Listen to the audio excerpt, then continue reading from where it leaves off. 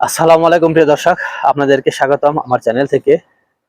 আপনাদেরকে জানাবো আজকে একদম সঠিক নিউজ। যাদের ইকামা এক্সপায়ার তারা আসলে অনেক পেরেশানিতে আছেন যে আপনারা কি করবেন, আপনারা কি কাফালা হইতে পারবেন, কতদিন পর হইতে পারবেন, কিংবা আপনারা কতদিন হইলে বা কিভাবে সহজভাবে আপনারা দেশে যেতে পারবেন, আজকে পুরো বিস্তারিত জানাবো এই ভিডিওতে।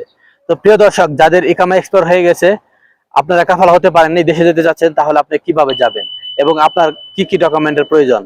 তো প্রিয় দর্শক, আপনি যদি দেশে যেতে চান তাহলে অবশ্যই আপনাকে এম্বাসির মাধ্যমে অ্যাপ্লাই করতে হবে।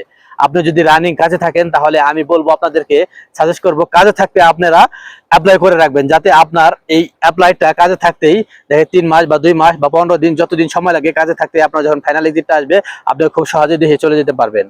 যদি আপনি কাজে থেকে অ্যাপ্লাই না করেন, যদি সেক্ষেত্রে আপনার 6 মাস লাগে, তাহলে আপনাকে বসে থাকতে হবে। তো প্রিয় দর্শক, বুঝতে পারছেন। তো আজকে আপনাকে জানাবো আসলে কি কি ডকুমেন্টের প্রয়োজন।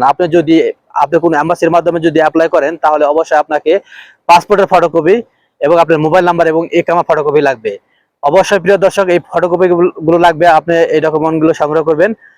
তো আরো জানাবো যে আপনি ইকামা এক্সপায়ার হলে কতদিন পর আপনি কাফালা হতে পারবেন। মূলত আপনার ইকামা 3 দিন 72 ঘন্টা হয়ে গেলে আপনি কাফালা হতে পারবেন। সেক্ষেত্রে কিছু বাধ্যবাধকতা আছে। তো প্রিয় দর্শক, আরো জানাবো যে আপনি যখন নতুন আসবেন, তো তখন আপনার কতদিন পরে আপনি কাফালা হতে পারবেন। সেটা হচ্ছে যে আপনি যদি দেশ থেকে আসেন, প্রথম অবস্থায় আপনাকে 90 দিন অপেক্ষা করতে হবে। 90 দিন পর আপনি কাফালা হতে পারবেন।